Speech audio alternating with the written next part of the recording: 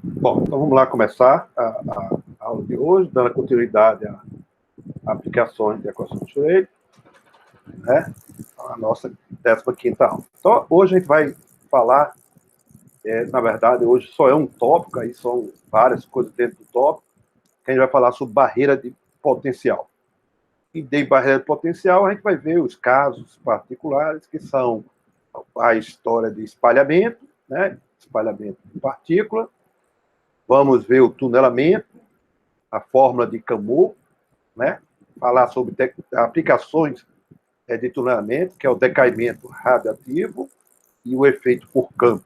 E, no final, mostrar aplicações de tunelamento, que é a microscopia por tunelamento, né? Que é uma das aplicações mais importantes. Então, essa fotografia que está aí, né?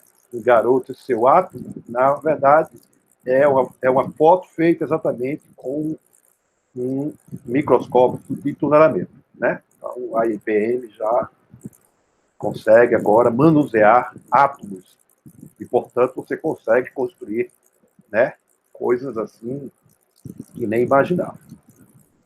Bom, então vamos lá. Então, o problema que a gente vai tratar hoje é esse problema que a gente chama de barreira de potencial. A gente viu o degrau.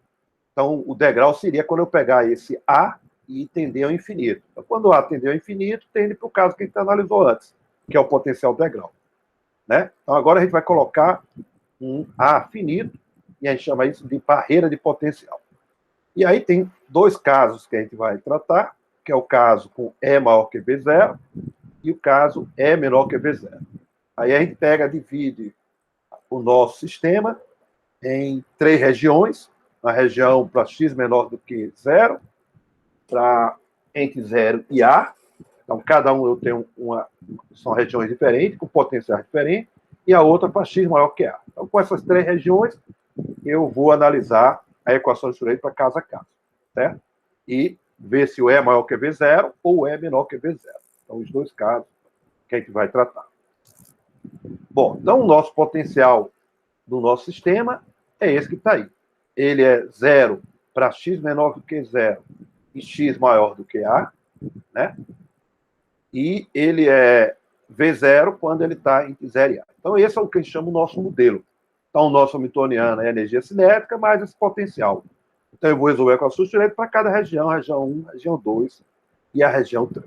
Então, vamos lá. Primeiro para o caso 1, que é o caso E maior que V0. A gente chama esse E maior que V0 porque esse é um caso que a gente chama de espalhamento. A gente não vai ter quem chama a onda atravessando barreira, porque a energia está acima de V0, certo?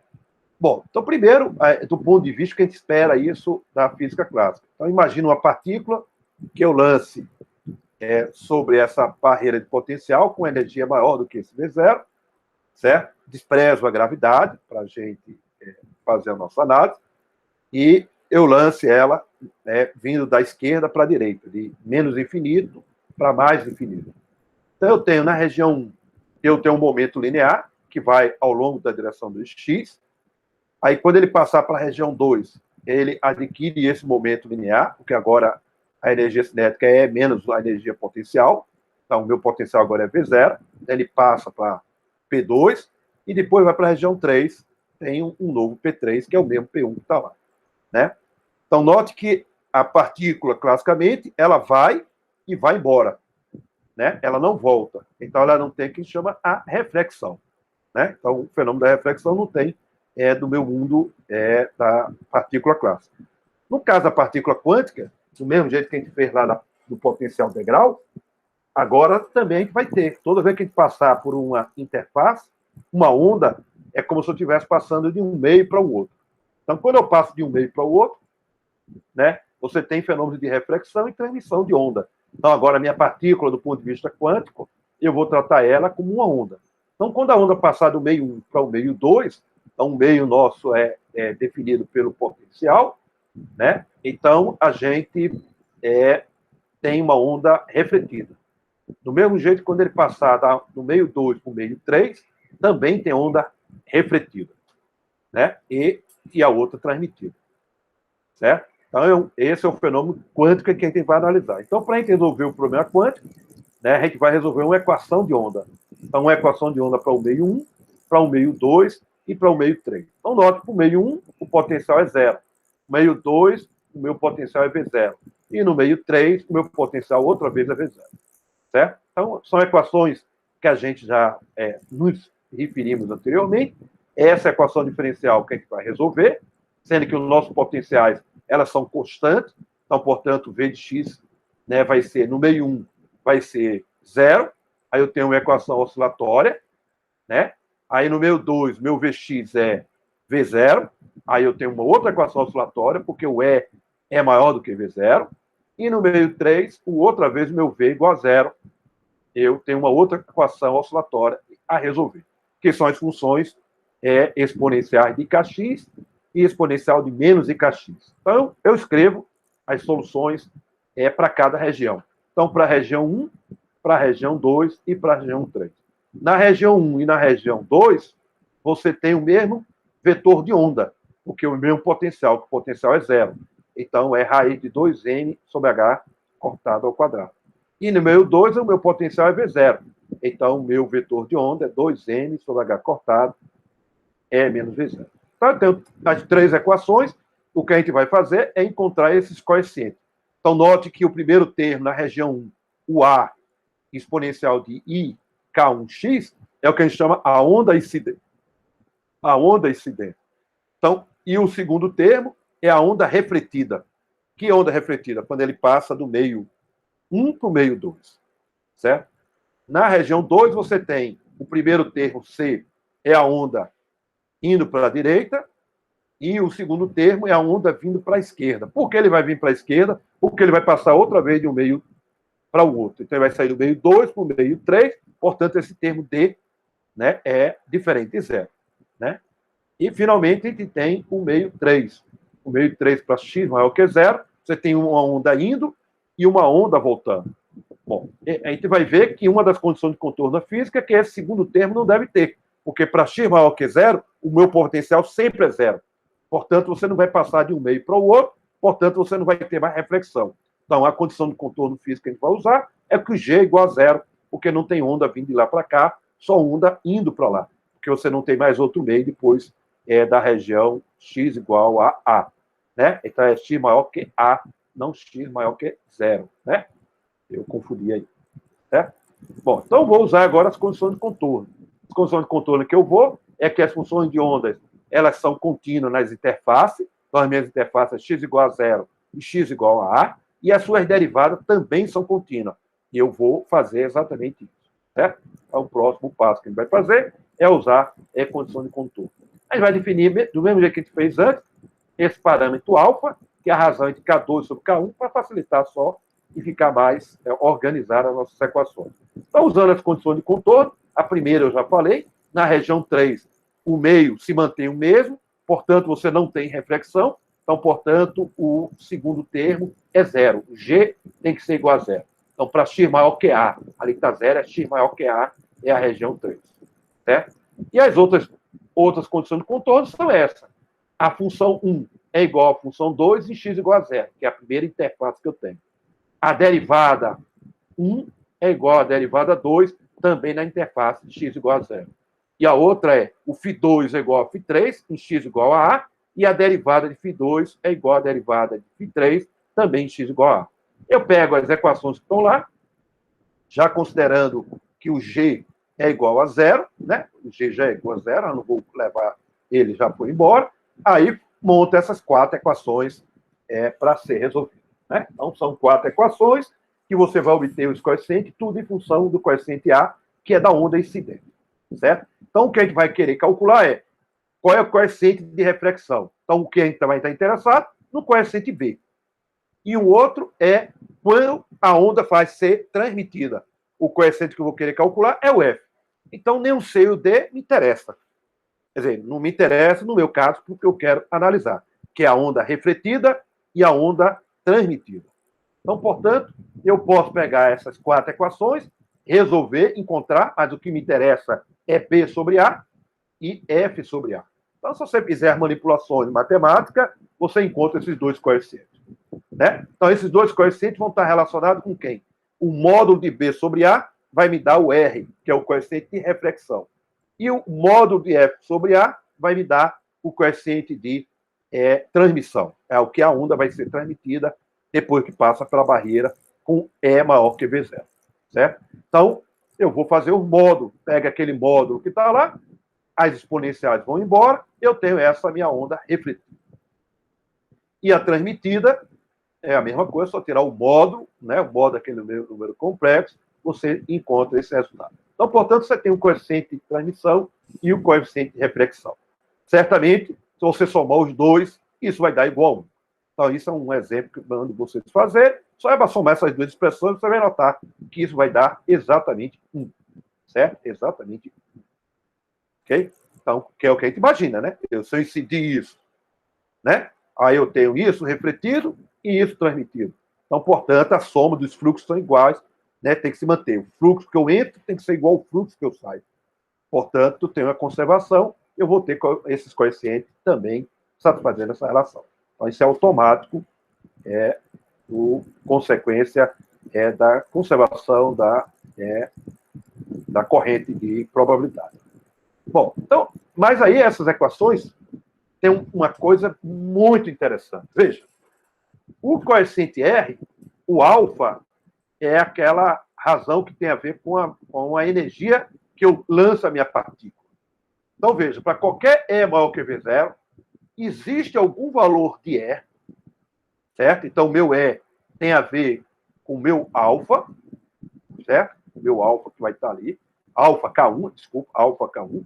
Então, vai existir um valor de energia que eu vou colocar de tal forma que alfa K1 vezes A é igual a zero. Né? Já que é uma função periódica, ela pode ser zerada. Né? Então, eu posso escolher um certo tipo de energia, que o R vai dar zero, significa que não tem nenhuma onda refletida, e T igual a 1. Toda onda é transmitida. Essa é uma condição física que a gente chama de... esse é o limite clássico, depois eu vou ver, que é o R igual a 1.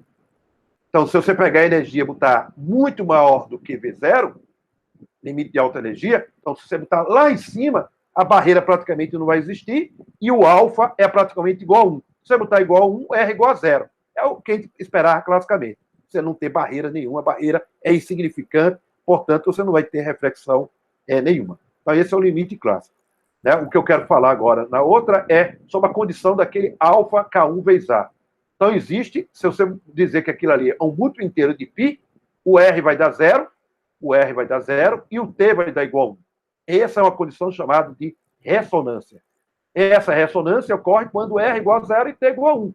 Para isso ocorrer, o alfa K1 vezes A, ela tem que ser um número inteiro de π. Eu chamei de um S, para não chamar de N, para a gente não confundir e pensar que isso são níveis discretos de energia. Essa é a condição. Então, eu pego o meu valor de alfa e o meu de K1 e mostro que existem certos valores de energia que você vai escolher para a partícula para passar através dessa barreira, que você não tem nenhuma onda refletida, e sim é totalmente transmitida. Certo? Esse é o valor dessa energia. É o que chama o regime ressonante. Né? Regime ressonante. Isso ocorre experimentalmente. Você pode encontrar isso, como, por exemplo, você pega um átomo de hélio e faz ele ficar ligado através de um certo potencial. E esse potencial pode ser lembrado, no lugar de ser uma barreira, ser um potencial repulsivo, você pode inverter essa barreira e colocar para baixo. Certo? Colocar para baixo. Então, como é que eu encontro? É a mesma equação. Como é que eu vou fazer? Onde tem V, vai ser menos V0. Então, é o que a gente vai chamar de caixa de potencial. Certo? Finita agora.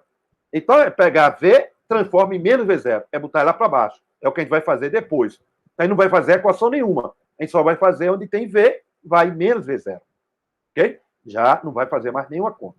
Aí, se você botar um potencial atrativo, e aí você fazer uma molécula, um átomo, tentar passar por isso, então isso aqui seria a minha barreira de potencial agora atrativa, então seria um poço de potencial, você pode ter algumas energias que você escolhe para passar aqui, que você não tem nenhuma reflexão, e toda onda é refletida. E isso se mede experimentalmente, e eu posso escrever isso qualitativamente por isso. Então, esse é o que a gente chama regime ressonante. Isso foi descoberto e temos um gráfico, isso não é experimental, eu pego ali meu gráfico e coloco esses parâmetros que estão lá no minhas coisas. Boto A igual a 20 angstrom, V0 igual a 0,2 eletronvolt e faço o gráfico energia versus E em eletronvolts. E aí eu faço, simplesmente pego aquele meu T e faço o gráfico. Aí você começa a ver que ela começa a oscilar e existem alguns valores de energia que é onde o T é igual a 1. Esse é o que chama o valor da energia, que ele é ressonante. Toda a onda é transmitida, é T igual a 1 e nada é refletido. Então, minha transmissividade vai aumentando. Por que a transmissividade vai aumentando? Porque eu vou aumentando a energia da minha partícula. Se eu vou aumentando a energia da minha partícula, eu vou ter mais onda, né? Eu vou ter mais transmissividade. Aí vai chegar no ponto que o T vai 1. Então, exatamente naquele valor de 0,29 eletronvolt, é o primeiro ponto de ressonância. Significa que tudo é transmitido. Aí você continua aumentando a energia, aí começa a diminuir a transmissividade, porque aumenta a reflexibilidade, a reflexão. Aí aumenta, cai para o mínimo, aí vai chegar a um outro ponto ressonante, que é em 0,58 eletronvolt. E assim sucessivamente. Essa função vai ficar oscilando em torno de 1, e eu tenho vários pontos ressonantes, que é dado pelaquela expressão que eu mostrei antes, o valor da minha energia é ressonante. Então, esse é um fenômeno de física nuclear, chamado exatamente fenômeno de ressonância. Né? Isso se observa experimentalmente. Okay? Bom, o caso mais interessante, eu diria assim, o outro também interessante, é quando você coloca a energia menor do que V0. Quando você bota a energia menor do que V0, você agora tem, do ponto de vista da física clássica, você tem isso aqui. Você tem um momento igual a P1, e na região 2, você tem esse momento aí. Então, esse é o momento de uma partícula, claro. Mas, na região 3, eu tenho ela que está lá. Bom, mas para passar pela região 2, note que agora eu estou colocando a energia menor do que V0. Mas se a energia é menor que V0, na região 2, do ponto de vista que eu estou pensando classicamente do momento, é menor do que V0, vai dar negativo. Portanto, isso aqui é um número imaginário. Portanto, isso aqui não pode ocorrer.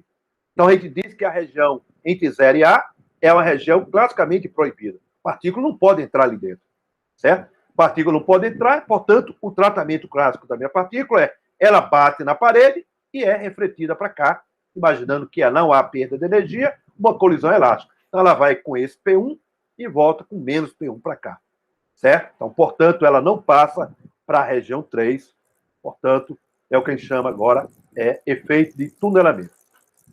Do ponto de vista agora da partícula quântica, você agora vai pensar ela como uma onda passando através de um meio. Então, do ponto de vista da física quântica, ela passa para o outro lado, porque ela atravessa no meio, assim como a luz atravessa o meio, uma onda agora quântica, um objeto quântico, também atravessa barreiras, e esse é o fenômeno de tunelamento, um fenômeno muito importante. Do ponto de vista da mecânica da física clássica, certamente ele tunela, isso é só uma ciclone, ele tem que passar por cima da barreira para querer atravessar e ir para o outro lado. Ela não vai poder atravessar, só que ocorre isso é a física quântica, certo? Bom, então a gente vai resolver a equação de Schrödinger, mesma coisa do tratamento quântico, na região 1, na região 2 e na região 3, certo? Na região 1, o potencial é 0, na região 3, o potencial é 0. As equações são as mesmas. A única coisa que agora vai diferenciar é na região 2, porque agora a minha energia é menor do que V0. Então, na região 2, a minha onda não é mais uma onda, né, oscilante. Agora vai ser aquelas exponenciais de Kx e exponencial de menos Kx, né? Então, é uma onda que decresce ou cresce em forma exponencial. Então, eu tenho exatamente isso. Mais uma vez, resolver essa equação, com a única diferença que na região 2, como E é menor do que V0, eu inverto o sinal lá, vai ficar mais K2 que está lá. Aí, quando eu resolver, fica as exponenciais, que é exatamente isso que eu tenho aí. Certo? Então, na região x menor do que 0, ela está oscilatória. Na região 2, ela não é oscilatória, então tem essas exponenciais. Então, agora, o meu novo coeficiente, que eu chamo de Q, para não chamar de K2, para não confundir com o outro, é V0 menos 0, que agora é menor do que V0.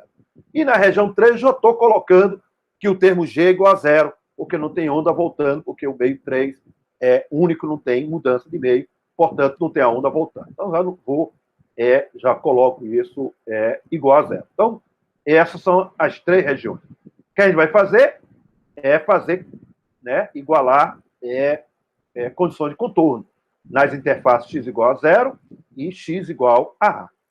Bom, aqui vamos fazer um truque que, às vezes, adianta para evitar fazer conta. Nesse tanto, a gente calculou o coeficiente B sobre A. Né? B sobre A. Né? B sobre A. E o B sobre A e o F sobre A. Calculamos lá para E maior que V0. Aí agora a gente colocou, né, E menor do que V0.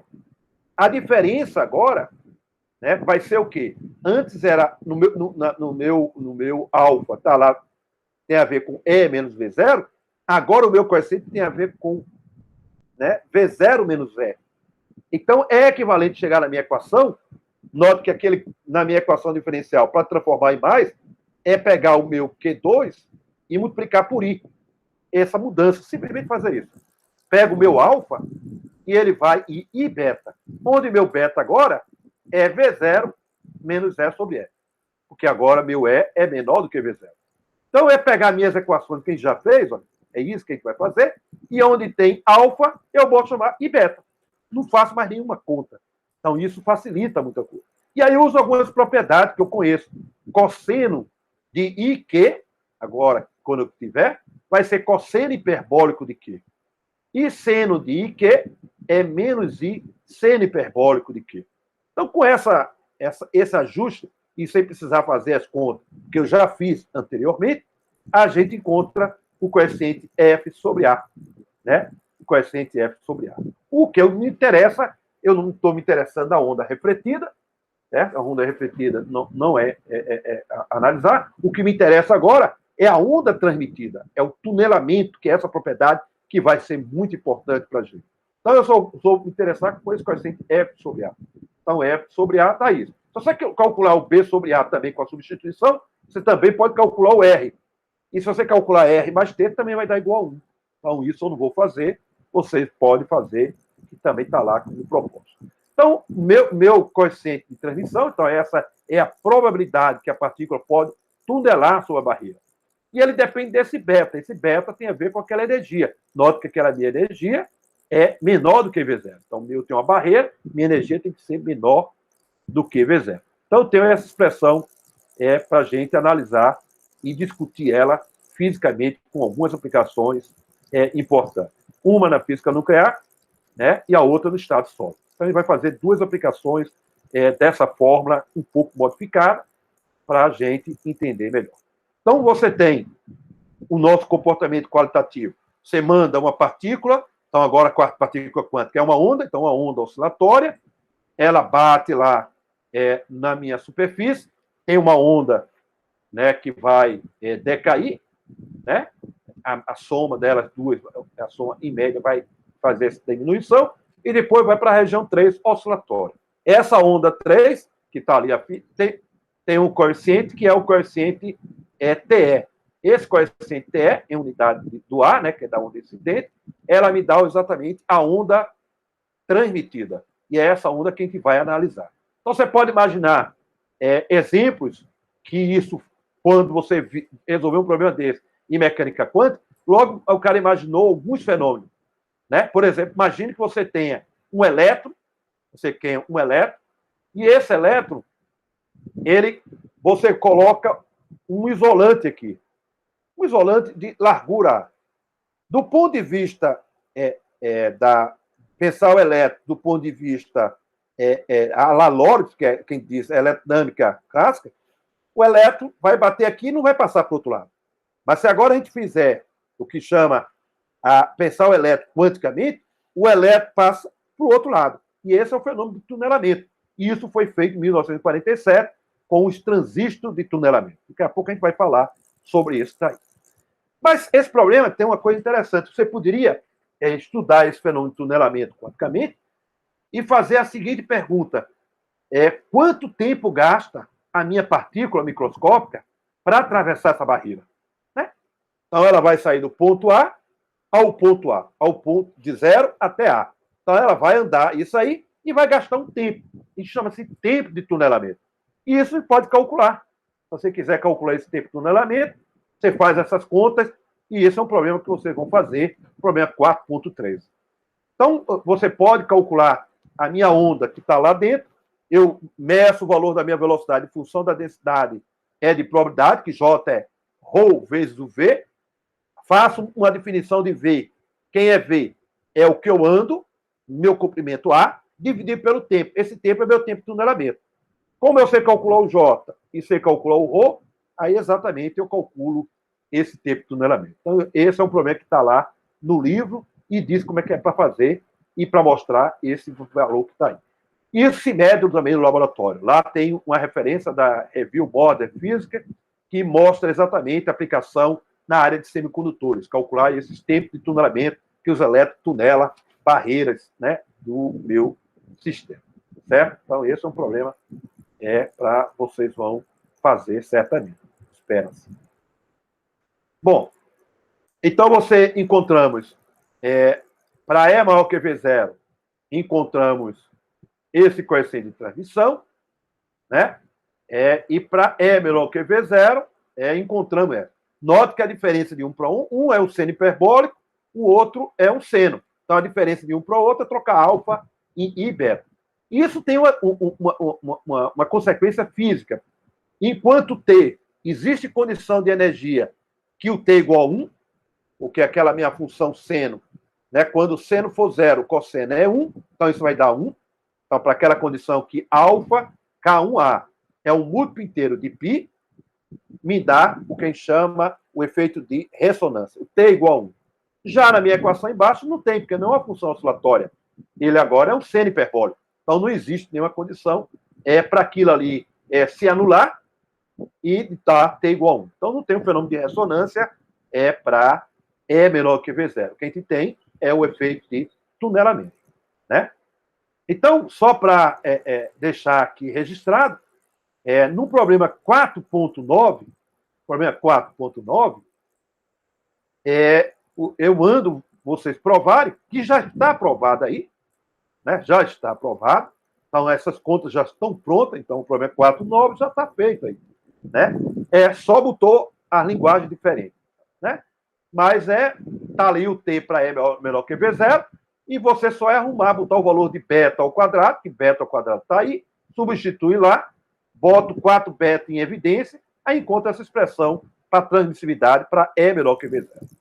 A mesma coisa para E maior que V0. Então está lá a expressão para E maior que V0, né? Para E maior que V0. Você escreve agora cosseno ao quadrado é 1 menos seno ao quadrado. Então você coloca lá e faz uma manipulaçãozinha, substitui quem é alfa, você encontra esse coeficiente de transmissividade. Então só queria chamar a atenção que o problema 4.9 é exatamente isso que está sendo feito, só arrumado, né, da forma que está para mandar no mostrar.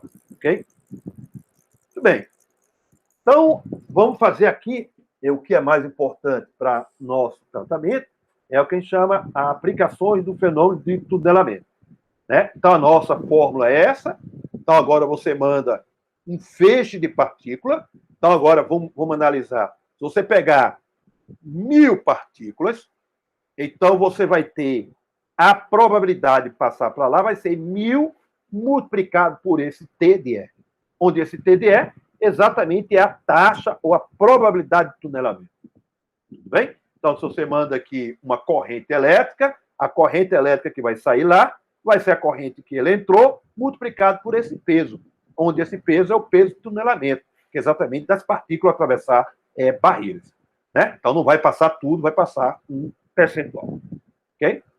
Bom, eu posso aqui, é isso que vai nos interessar, essa fórmula de Camus, é quando beta for muito maior do que 1. O beta muito maior que 1 é quando a energia é muito baixa.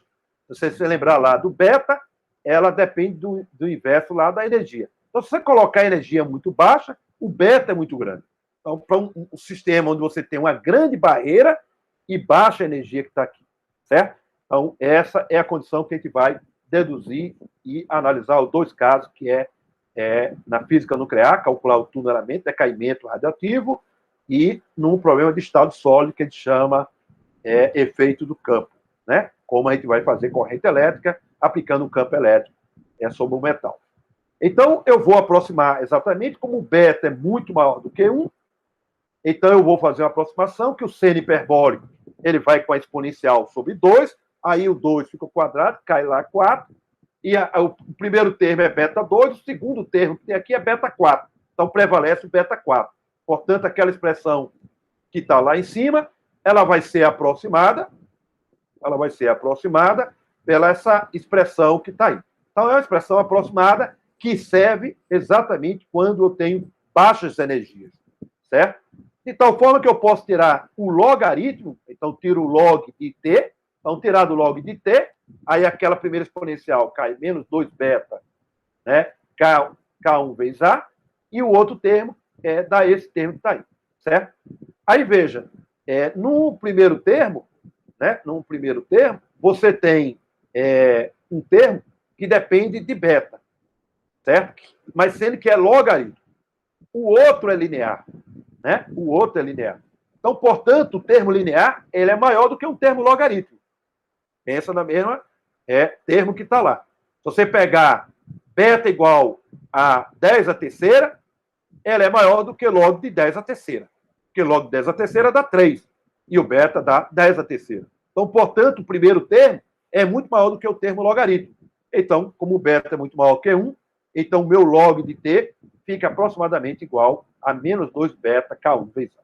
Onde meu beta, que a gente já tinha definido antes, ela tem a ver exatamente com essa energia. Então, note o V0 é a barreira do meu potencial que eu quero atravessar e é a energia da minha partícula. Certo? É a energia da minha partícula. Então, agora eu posso tirar uma expressão aproximada para o meu T, invertendo essa ordem. Aí vai ficar exponencial do meu sistema. Certo? Exponencial do meu sistema. Agora, imagine que eu tenha, note que a gente fez antes, esse caso aqui, é uma barreira constante. Uma barreira V0. Certo? O que você tem na natureza não são barreiras constantes. Então, imagina uma barreira qualquer. Então, uma barreira suave, dessa forma que tem aí. Certo? E o que é que eu vou fazer? Bom, então eu mando agora uma partícula com energia E, certo? E ele vai atravessar minha barreira entre A e B. A é o ponto onde ela vai atravessar. Então, A, onde ela corta a barreira na primeira vez, e B, quando ela sai dali. Então, esses são os pontos onde ela sai. Do ponto de vista da física clássica, a gente sabe que aí é região classicamente proibida. Então, a partícula não pode estar nessa região. Mas, do ponto de vista da mecânica quântica, ela pode, porque ela pode tunelar. E a gente já sabe calcular a taxa de tunelamento. Então, a gente vai pegar uma curva suave, V de x, e vai aproximar ela como uma soma de barreiras de potenciais. Então, a equação que eu tenho antes, eu tenho aquela equação da barreira de potencial. Então, agora eu vou pegar a barreira de potencial de largura ΔX. E depois eu vou fazer o ΔX tender a zero. Aí eu vou fazer soma transformada em integral. Então, uma ideia muito bem sacada. Então, eu tenho agora meu log de t, isso com a barreira fixa. Se agora eu quiser calcular para toda a minha barreira, essa curva que está aí, eu posso dizer que é aproximadamente igual, né? Aproximadamente igual pega aquela minha forma, menos 2K1. Então, K1 tem a ver com a energia, então isso é uma constante, e soma agora vários valores de beta, porque o beta depende do meu potencial. Então, eu somo vários valores de barreiras de potenciais, de tamanho VI ou VX. Certo? Então, essa soma que eu vou fazer. Aí eu posso agora pegar a minha largura ΔXi tender a zero. Aí, quando você fizer isso aqui tender a zero, essa soma vai se transformar numa integral. E aí você consegue encontrar uma expressão aproximada, mas muito boa para ser calculado exatamente a taxa de tunelamento da partícula. Isso vai ser importante para a gente explicar alguns fenômenos na natureza. Certo? Então, é isso que eu vou fazer na próxima slide. Eu vou agora fazer o ΔX1 tender a zero, transformo o somatório numa integral. Então, é exatamente isso. Então, pego meu log, faço ΔX tender, e agora encontrei o meu log de t. Né? Então, o meu beta é aquele termo que está lá. Então, de tal forma que eu posso agora expressar o meu t, tiro agora a inversa, isso vai ser exponencial de menos 2 vezes aquela integral, e aquela minha integral é exatamente isso que está aí, que é o fator de Camus. Né? Exatamente essa é a taxa de tunelamento de uma partícula através de qualquer potencial que você quiser escolher. Essa aproximação vai ser boa toda vez que o meu E é muito menor do que o tamanho da minha barreira. Se minha energia for próximo do tamanho da minha barreira, essa aproximação não é muito boa. Mas é uma forma de calcular o meu T para qualquer forma do meu potencial. Então, a gente vai ver duas formas de potenciais diferentes, né, para calcular essas taxas e, através dessas taxas, explicar alguns resultados que a gente, vocês aprenderam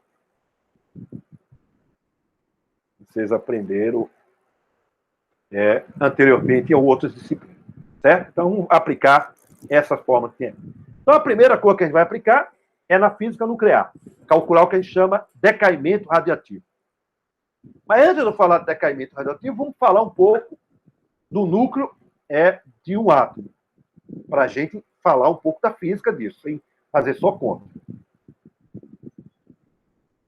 Então, como é a estrutura nuclear? Então, é uma bola, então uma região que tem um certo raio, e eu represento, né, o meu átomo, então, dado um átomo X, ele tem a massa dele, desse núcleo, ela é dada aproximadamente através disso aí. Ou vocês vão entender por que eu estou chamando aproximado. Onde M11 é a massa do átomo de hidrogênio, o Mn é a massa do nêutron, Z é o número atômico e A é o número de massa. Então, tudo isso que a gente tem que conhecer. Então, portanto, eu posso dizer que a massa desse meu núcleo, X, que tem número de massa A e número atômico Z, é dado aproximadamente. Né? Vocês vão entender por que não é igual. Né? Na verdade, ela é menor do que o valor real. Bom, essas massas aí, elas podem ser medidas, por exemplo, a massa do nêutron, através do que a gente chama o espectrômetro de massa. Né? Então, existe técnica para medir essas massas. E como essas massas são muito pequenas, então uma unidade que a gente usa é a que a gente chama unidade atômica, U. Né? Então, a massa do átomo de hidrogênio, M1, é esse termo que está aí. Esse é o valor preciso que a gente tem. Então, isso é muito importante, esse valor preciso, para a gente analisar a estrutura nuclear. Então, a massa é 1,008142, unidade de massa atômica. A massa do nêutron é 1,008982 e a massa do próton é aquela. Então, veja que o próton não tem a mesma massa do nêutron. É aproximadamente igual, mas não é igual. Não é igual. E uma unidade atômica vale exatamente isso. Então, massa e energia a gente vai usar. Então, às vezes, a gente usa a unidade de massa, a unidade de energia, que vem da relatividade restrita, que energia é massa vezes C ao quadrado. Então, quando eu digo que é uma unidade atômica, tem 931,14 MeV, eu estou usando essa convenção, certo? Estou pegando o valor da minha energia, multiplicando por a massa dele e multiplico por C ao quadrado. Então, isso é equivalente a essa quantidade de energia que tem uma unidade de massa atômica. E em quilograma é 1,66 vezes 10 a menos 27 quilogramas. Então, no lugar de eu falar de massa em quilograma, para não ficar carregando essas potências de 10, se usa em física nuclear essa unidade atômica. Certo? Outra grandeza importante que vai servir para a gente fazer o nosso modelo, para calcular o tunelamento, exatamente o decaimento radioativo, é o tamanho do raio do átomo. Então, o tamanho do raio do átomo ele é dado por essa fórmula empírica, que é R0, onde R0 é 1,4 Fermi, que é 1,4 vezes 10 a menos 15 metros, vezes o número de massa elevado a 1/3. Essa fórmula funciona muito bem para a maioria dos valores de A. É um bom valor que vem baseado em empírica, porque ele é obtido de forma experimental. Então, eu pego os dados experimental e tenho essa fórmula empírica. Então, as duas formas empíricas que a gente tem da estrutura nuclear é a massa dele, a massa do núcleo, que vai ser importante para a nossa análise, e o raio também é importante, porque o raio vai ser exatamente o que eu quero saber. Eu quero tirar a partícula, no meu caso, esse decaimento da partícula alfa, dentro do núcleo. Então, eu preciso saber a estrutura do núcleo, a massa do núcleo e o tamanho do núcleo, para ver como é que vai sair o meu sistema. Então vai depender do núcleo, essa minha efeito radiativo, certo? Bom, como eu falei antes, a massa de um átomo qualquer, ela é aproximadamente igual a Zm1, né, mais A menos Z, Mn. Então, por exemplo, vamos pegar o átomo de hélio. Se eu pegar o átomo de hélio, né, então exatamente está ali, A igual a 4 e Z igual a 2, se eu substituir na minha equação, né, você vai encontrar esse valor da massa do átomo de hélio, certo? Do átomo de hélio. Bom, aí eu posso fazer, usando o espectrômetro de massa, e determinar a massa do hélio. Então, o cara faz no laboratório e encontra esse valor. Então, veja que lá é 4,034 e o valor experimental é 4,038. Você diz, mas é aproximadamente igual. Mas essa diferença, a gente já viu que uma pequena quantidade de massa multiplicado por C ao quadrado dá uma quantidade enorme de energia. Então, você veja que essa diferença que está aí é uma diferença que é pequena em número para a gente, mas é grande quando a gente vai falar de energia relativista, né? Porque eu tenho C ao quadrado, né? Bom, essa deficiência de massa, que é exatamente que está faltando, né? Que está faltando lá na massa real, que é o valor que eu vou medir, ela a gente chama de deficiência de massa. E que massa é essa que vai estar lá dentro do meu núcleo? Note que eu tenho dentro do meu núcleo prótons e nêutrons. Essa é a estrutura do meu núcleo, certo? Os prótons, eles têm cargas positivas. Se eles têm carga positiva, o que é que vai acontecer? Repulsão coulombiana. Mas como é que o próton pode estar dentro do núcleo se eu tenho repulsão coulombiana? Porque tem que haver alguma força para atrair entre eles. E essa força é exatamente a força nuclear. E essa força nuclear não vai ser só entre os prótons, também entre os nêutrons. Portanto, lá dentro existe uma quantidade de energia que é a energia nuclear, que é esse ΔE. E esse ΔE que vai estar associado a essa energia que vai ligar as partículas, que a gente chama de nucleões, é o que vai dar exatamente essa soma, esse ΔM que está faltando lá naquele M24. Né? Então, exatamente essa é a explicação da fórmula correta. Então, a energia de ligação dos nucleões, exatamente os prótons e os nêutrons, é o que está faltando para acrescentar naquela expressão empírica que a gente colocou lá. Se eu somar com mais ΔM, a gente encontra a massa correta M24, ou para qualquer outro átomo X qualquer. E isso se mede, se faz agora no laboratório. Então, eu posso agora calcular o ΔE dividido por A e fazer o gráfico em função de A, para cada valor de A. Né? E aí eu tenho esse gráfico, e aí com isso eu tenho os gráficos experimentais, então estudo se mede no laboratório, e aí eu posso pegar esses dados experimentais e fito uma curva. E através dessa curva eu tiro uma expressão matemática para o ΔM. Exatamente isso que eu tenho. Então, agora a massa de um núcleo qualquer é o que eu tenho empiricamente inicialmente, mais esse ΔM, onde esse ΔM eu tiro daquele ΔE. E como é que eu tiro? Desse fit experimental. Aí eu se propõe exatamente essa equação que está aí.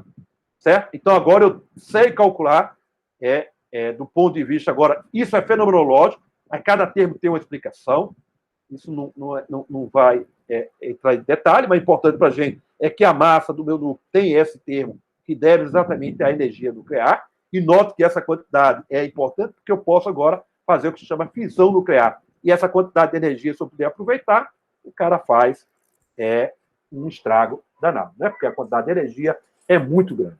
Né? Então, agora eu sei calcular massa, sei calcular o raio, eu sei as propriedades do meu núcleo.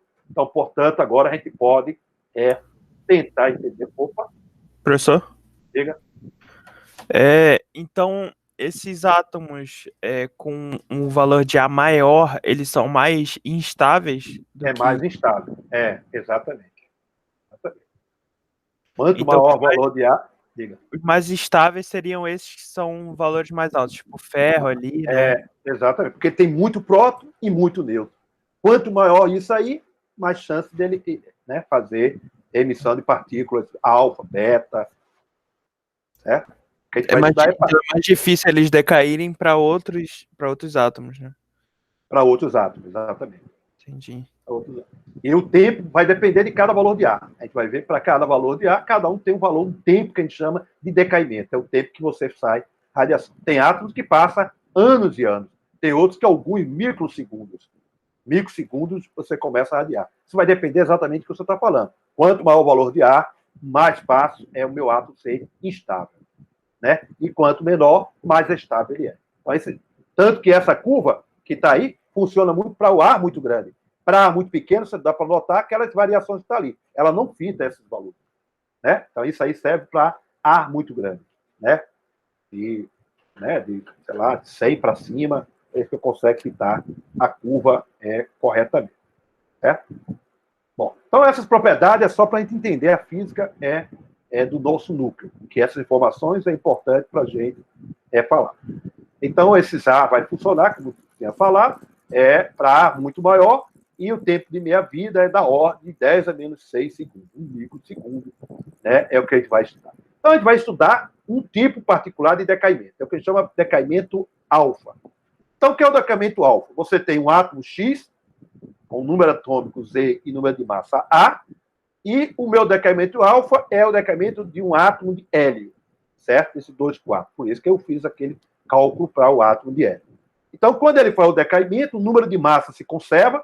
Então, minha partícula alfa, ele tem A igual a 4. Então, o meu átomo quem chama, o primeiro é o que chama o átomo pai, e o Y é o átomo filho, né? Que é o que foi gerado do átomo pai. Então, ele vai ficar com A menos 4 para conservar o número de massa. A mesma coisa, o número atômico da partícula alfa é 2, o meu átomo filho vai ficar com Z menos 2. Então, esse aí vai depender do Z e A, e aí você dá o valor de Z e A, você encontra o valor de Y, e aí vai na tabela periódica e vê qual átomo que ele foi decaído, né? Então, ele lança a partícula alfa e transforma em outro tipo átomo Y, né? Bom, então agora vamos fazer um modelo. Então, esse modelo foi feito no início da mecânica quântica. Então, a primeira aplicação do efeito tunelamento, então, fantástico, mostrando que isso funciona, é explicar o decaimento radioativo. Certo? Decaimento radioativo. Então, você tem o decaimento radioativo, está lá o átomo, está lá dentro, a partícula alfa, e ele quer passar. Mas para ele passar de um lado para o outro, olha, a energia que eu tenho do átomo lá dentro, da partícula alfa, é uma energia muito baixa comparado com a barreira.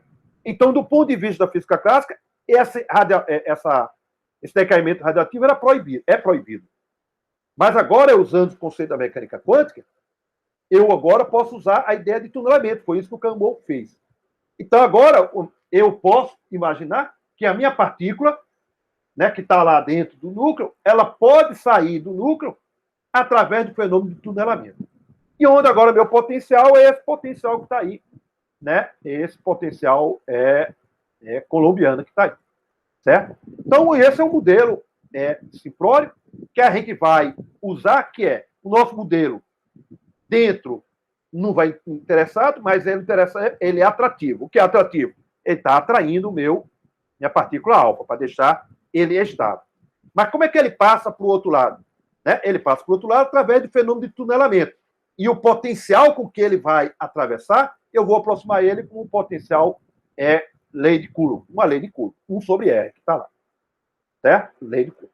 A minha partícula que vai sair, quem é que interage? É a partícula alfa, Z1, que é igual a 2, e meu átomo, né? Meu átomo que vai ficar, então minha partícula vai sair, ele vai com quem ficar com o átomo filho, que é Z menos 2, que é o meu Z2, é o Z menos 2. Aí eu estou fazendo a notação que eu uso muito, é o E0 ao quadrado, que é E dividido por raiz de 4 π epsilon 0. Porque se eu estiver usando o sistema gaussiano, esse termo é igual a 1. Mas se tiver sistema MKS, eu tenho que levar isso em consideração. Isso é importante na hora de analisar grandezas, valores numéricos. Certo? Então, eu tenho aí a energia potencial do meu modelo. Então, o que eu vou fazer? O meu tunelamento. ele vai sair de R, que é o raio do núcleo, por isso que eu botei na minha estrutura nuclear, para entender qual é o tamanho do núcleo, então o raio do meu núcleo, R, e o meu ponto B, então ele vai sair de R e vai sair ali no outro ponto. No ponto exatamente quando a onda estiver saindo, é o meu ponto B. E como é que eu vou encontrar esse ponto B, ou no ponto R? É quando você igualar a sua energia potencial com o valor da sua energia. Aí você encontra o valor de B, né? Então você iguala a seu potencial para R igual a B. E isso é igual ao valor da sua energia que está lá, a ela atravessando. Aí você encontra o valor de B que a gente vai calcular daqui a pouco, certo? Bom, mas aqui eu tenho algumas considerações a fazer. Tudo que a gente está fazendo aqui é na variável X. Agora, eu tenho o meu modelo na variável R. E R, em coordenada esférica, é raiz quadrada, x ao quadrado, y ao quadrado, z ao quadrado. Então, eu preciso justificar, usar aquela fórmula que a gente fez nesse instante, em uma dimensão, para adaptar o nosso problema, certo? Então, eu vou justificar o uso do nosso modelo, certo? Então, se você pegar, que esse não vamos fazer agora, só em quântica 2, mas eu vou agora explicar. Então, a equação que eu tenho em 3 dimensões é uma equação diferencial dessa. Essa é a equação diferencial que eu tenho para resolver. Não é aquela equação que a gente acabamos de resolver com a variável x. Mas a gente vai imaginar que o átomo da partícula alfa está no estado S. Está no estado S é colocar L igual a zero. Quando você colocar L igual a zero, essa equação diferencial que vai ficar aí é a equação exatamente igual em uma dimensão, como a gente fez. Então, a nossa variável R, tanto faz R ou X, vai dar no mesmo, que a justificativa é porque eu vou imaginar que ele está nesse estado. Tá aí. Se você usar um outro valor de L, a fórmula que eu tenho não dá para usar. Mas você pode calcular o tempo de tunelamento e essa taxa de tunelamento, a variação é muito pouca. Isso se faz. A gente só vai poder fazer isso em quântica 2, porque eu vou conseguir resolver essa equação radial que está aí. Certo? Então, para a gente está voltando para o meu sistema unidimensional, L é igual a zero da nossa equação diferencial. É como se o meu R fosse o próprio X. A solução dessa equação é uma solução radial, que está aí dado, então é essa equação diferencial, que vai depender do meu potencial que eu vou resolver. Então, para cada potencial, eu vou resolver essa equação diferencial. Certo? Então, é um sistema que a gente vai fazer em quântica 2. E como eu tenho simetria esférica, a função de onda total, né, na minha partícula alfa, vai ser exatamente a solução esférica vezes os harmônicos esféricos. E esses harmônicos esféricos são propriedades gerais e deve ser conhecido de você. Mas isso tudo a gente não vai usar nada, isso é só para justificar exatamente o modelo. Então, se eu colocar L igual a zero, então vai justificar eu colocar isso a variável x. Com isso, eu fazendo isso, eu posso usar o nosso modelo. Então, a nossa energia é a energia da minha partícula é esse ΔM, que exatamente é o valor da massa, mais aquela massa que tem, seu ΔM, a energia dessa partícula alfa. E o nosso G de E, ele vai de A até B. Então, nosso potencial é esse. Esqueci de mudar a variável, é para ser X, tudo bem. O nosso B é aquele termo. Então, aquele termo significa V igual à energia da partícula alfa. Aí eu pego o meu V, igualo, encontro o valor de B. Passo. Então, encontrei o ponto que ele sai de lá. Né? E o ponto A é o R, é o núcleo, quando ele está saindo do núcleo. Então, eu vou pegar aquilo e vou fazer uma integral em X, eu vou botar em R, mas tanto faz X, R, isso é irrelevante. Tá aí. Então, eu tenho exatamente esse é o fator de Gamow para calcular a taxa de tunelamento da partícula alfa. O que eu vou fazer é essa integral que está aí, certo? A integral que dá para fazer, certo? Então, eu vou agora pegar o meu B e substituo lá na minha equação, eu posso tirar o valor de E de alfa. O E de alfa, eu inverto lá, vai ficar Z1, Z2 é 0 ao quadrado sobre B. Aí eu posso botar em evidência Z1, Z2 é por 0. Exatamente isso que eu fiz. E tenho essa integral para fazer. Essa integral, fazendo algumas mudanças de variável, você encontra essa solução exata. Então, dá para fazer isso exatamente, e isso é tarefa para vocês fazer integral. E com isso, se eu tenho isso, eu tenho a taxa de transição. Resolvi o problema do tunelamento e expliquei qualitativamente ainda é o decaimento da partícula alfa. Agora vamos quantitativamente.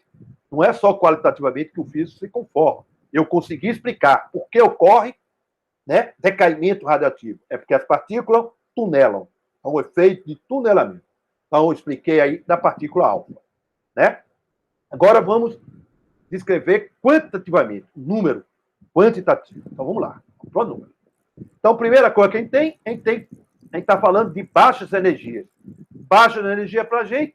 Note que o nosso coeficiente B é inverso da energia. Como a energia é muito pequena, o meu B é pequeno. Então, o meu B, que está lá, é uma coisa muito maior do que o raio do núcleo. O raio do núcleo. Então, portanto, eu posso pegar aquela expressão exata e fazer uma aproximação para B muito maior do que é. E encontro essa expressão aqui aproximada. Certo? Então, eu encontro agora, né, faço um arranjo dessas equações e transformo tudinho na minha energia, e minha energia está em mega eletronvolt. Então, está aí o meu fator de Campbell para a nossa transmissividade, né, da onda transmitida, tonelada do nosso sistema. Então, vou pegar essa fórmula e vamos trabalhar. Então, agora vamos calcular quanto tempo, então, exatamente é o tempo de decaimento radiativo, agora vamos estimar o tempo, que a partícula alfa gasta para decair. Então, certamente vai depender de cada átomo, certo? Então, a primeira coisa que eu tenho para fazer o nosso modelo, a probabilidade para ela atravessar a barreira. Essa é a taxa, né? É essa probabilidade. Então, a gente calculamos o G, está lá, e essa é a nossa probabilidade, certo? Bom, se essa aqui é a nossa probabilidade, a segunda probabilidade que a gente tem é o número de colisões. Então, veja, o número de colisões, né, para conseguir atravessar é o inverso da minha probabilidade. Né? Então, aí a pergunta é, quantas colisões, qual é o número de colisões que eu vou ter para acontecer um tunelamento? Então, acontecer o tunelamento é aquele. Então, o número de colisões para ele conseguir atravessar é o inverso da taxa de probabilidade. Significa que quanto mais provável o meu sistema, menos número de colisões eu vou ter. É isso? Então, se T for muito pequeno, significa que eu preciso de muitas colisões para ocorrer exatamente a sua tunelamento. Então, esse é o que a gente chama o número de colisões para conseguir atravessar. Terceiro termo. Intervalo entre duas colisões. Então, imagine que eu teve uma colisão e vai ter a segunda colisão, em média. Então, o que é que ele vai ter que andar? A partícula alfa vai ter que andar uma distância, em média, que é o tamanho do diâmetro do núcleo, 2R, dividido pela velocidade que ele está. E essa velocidade que ele está, eu vou usar a mecânica clássica, a energia cinética dele, então eu calculo a velocidade da partícula alfa. Então eu sei calcular isso, essa estimativa, tudo a gente vai colocar tudinho numa única expressão, que é o tempo de meia-vida. Então, o tempo de meia-vida, o tal, vai ser esse intervalo entre duas colisões multiplicado pelo número de colisões, né, para ele conseguir atravessar, que é o inverso de T. Como o T é exponencial de menos 2G, isso vai ficar exponencial de 2G. Então, está aí o tempo da nossa meia-vida. A expressão teórica é baseado na mecânica quântica. Esse tal zero, esse 2R sobre V alfa. Vamos estimar esses valores numéricos para a gente falar, certo? Então, vamos estimar tudo isso. Então, vamos imaginar que essa é a estimativa da energia que eu tenho da partícula alfa e 1 mega eletronvolt, certo? Vou pegar o núcleo do polônio, A igual a 216. Então, aquele raio que eu botei anteriormente, eu posso calcular agora. Eu boto o valor de A e tenho o valor de R0, que é aquele 1,446 Fermi. Eu tenho o raio do núcleo. Para quê? Eu preciso do raio para calcular o T0. O V alfa eu sei calcular. O V alfa eu sei calcular. Porque eu sei o valor da minha energia, sei a massa da partícula alfa, substituo e encontro mais ou menos isso, 2,5% da velocidade da luz. Eu posso calcular agora o tal zero, aquele tal zero que está ali multiplicando, que é 2R sobre V ômega, V alfa. Então, calculando aquele T0, tal zero, dá 2,6 vezes 10 a menos 21 segundos. Certo? Aí agora eu posso pegar aquela minha expressão teórica e vou fazer o inverso desse, log de 1 sobre T, 1 sobre tal. E esse tal agora está em unidade de anos. Aí é como se eu tivesse transforma o segundo em anos, né? Para isso, quando você fizer o inverso, você vai ver o inverso de tal zero e vai ficar o outro termo, cai o 2G, né? O 2G cai aquele termo que está ali, né? Tá? E aí, quando eu transformar, você vai ter exatamente essa equação linear que tem aí, com o inverso da raiz quadrada da energia da minha partícula alfa, certo? Onde C1, do ponto de vista teórico, é entre 27 e 28, que é esse valor que está aí, e o C2 dá exatamente 1,76, né? Que é o π sobre 2. Se você pegar ali o π sobre 2, dá 1,76, é esse valor teórico. Bom, e isso se faz experimentalmente. Você calcula, né, a taxa de transição, o inverso disso, com energia na raiz quadrada. Isso dá a equação de uma reta. Exatamente isso que está aí. Então, essa chamada a lei de Guégy-Nutai, ele foi observado em 1911. Então, isso é um artigo de 1900 anos. Não tinha mecânica quântica, mas tinha radioatividade. E esses cálculos já tinham sido feitos.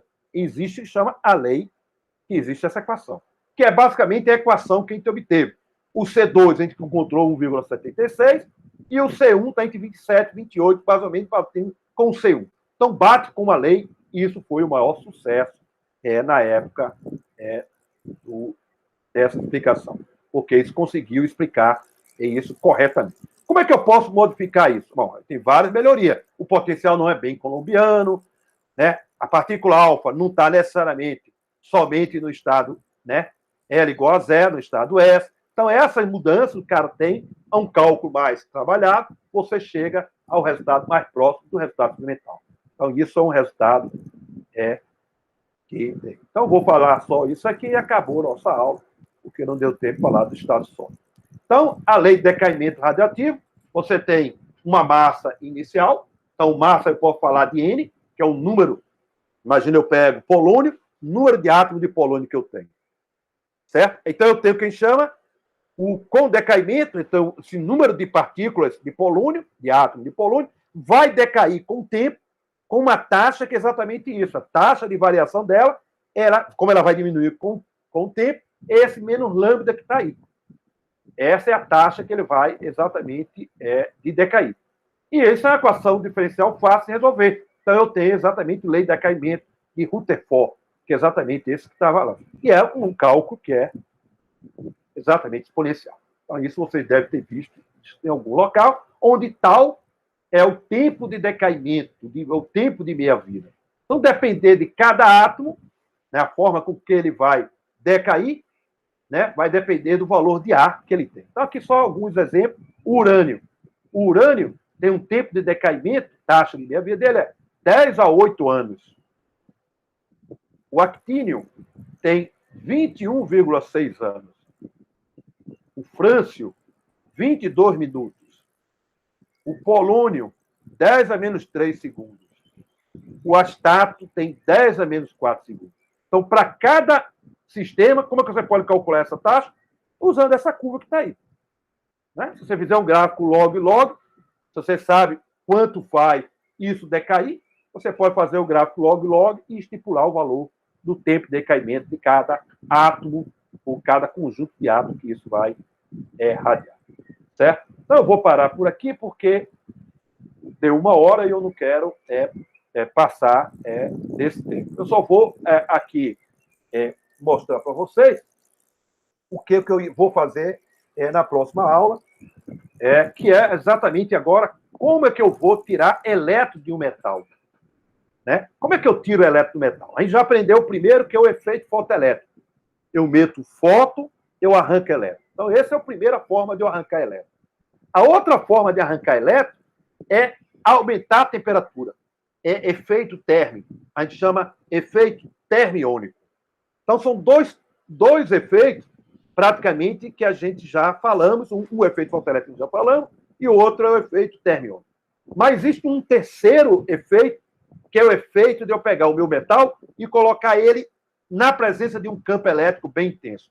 Então, dependendo desse campo elétrico, você vai arrancar o elétron. Para você arrancar o elétron do metal, não é tão fácil assim. Veja que para você arrancar o elétron, quando a gente fez o meu sistema, o elétron absorveu, ele tem que vencer o que a gente chama a energia da função trabalho. Se a minha energia do fóton for maior do que isso, ele vence aquilo aí, o resto sai com energia cinética. No meu caso, se eu colocar um campo elétrico aqui, os elétrons vão andar assim, ó. Mas para o elétron sair do metal, sair mesmo, e formar uma corrente, né, eu preciso fazer com que, né, ele ganhe energia. Né? Na verdade, o que vai acontecer é que você vai ter lá os seus níveis de Fermi. Quando você botar um campo elétrico, o acoplamento do elétron com o campo elétrico, né, vai ficar uma função linear, né, que é a carga vezes a distância. Então, fica um menos X. Então, seus níveis de Fermi, eles vão ficar assim deformados. Então, para o elétron sair sair do metal, mesmo que ele esteja no nível de Fermi, ele não precisa estar excitado, ele pode sair desde que ele passe através dessa barreira, que agora é uma função linear. Isso é feito por efeito de tunelamento. E esse é o que chama o efeito por campo, o efeito de para você fazer arrancar elétron. Então, essa é a terceira forma que a gente vai fazer na nossa aula da próxima semana, porque minha programação não funcionou como eu queria, mas tudo bem, na próxima aula a gente dá prosseguimento, certo? Então, com isso, a gente termina a nossa aula de hoje, né? E a nossa próxima aula a gente vai começar com ionização e certamente a gente vai precisar, talvez, mais uma aula para terminar a parte de oscilador harmônico, né? Muito bem.